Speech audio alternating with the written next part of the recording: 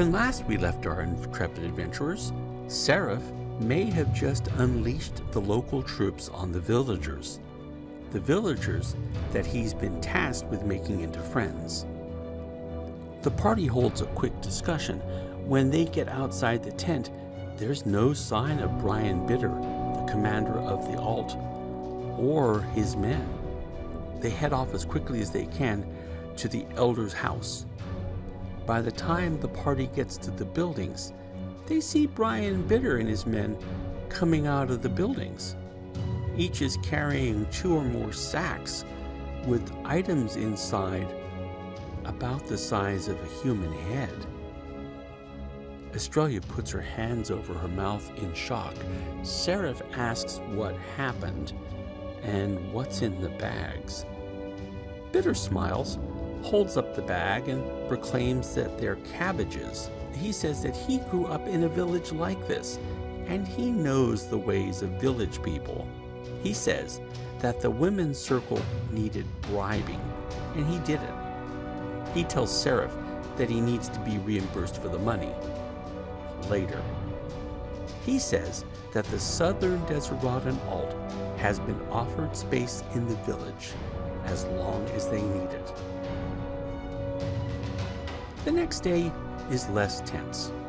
The locals are selling things to the soldiers, and a group of girls are sitting in the middle of the village square playing a game that involves sitting in a circle and clapping. When invited, both Scala and Akai say that they have something else to do, and they leave.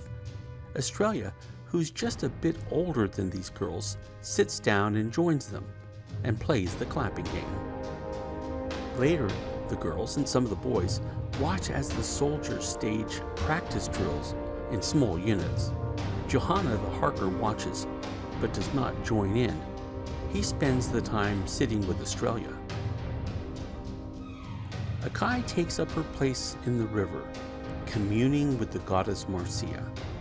She is a new convert, and her new station doesn't come easy to her. She stays near the eastern shore so as not to give the Myodans cause to attack. Later in the day, Scala and the rest of the party are alerted to a man found by the river.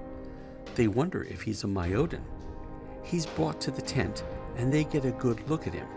He wears light chainmail and several bladed weapons.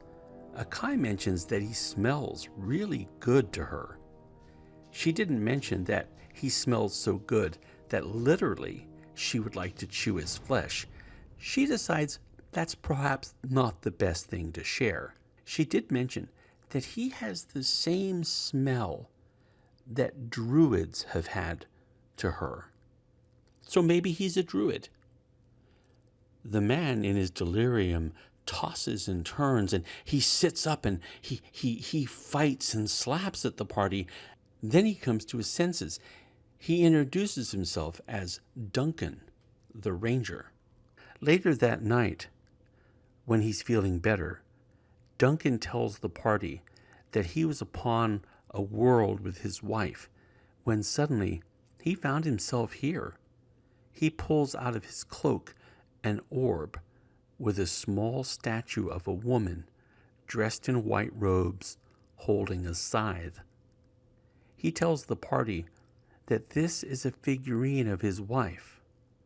Akai, who's only been listening with half an ear, notices that orb is filled with some kind of earth magic, and that may have been what she was sensing. Akai decides to go sit in the river and pray to the goddess Marcia for some guidance. The rest of the night is quiet.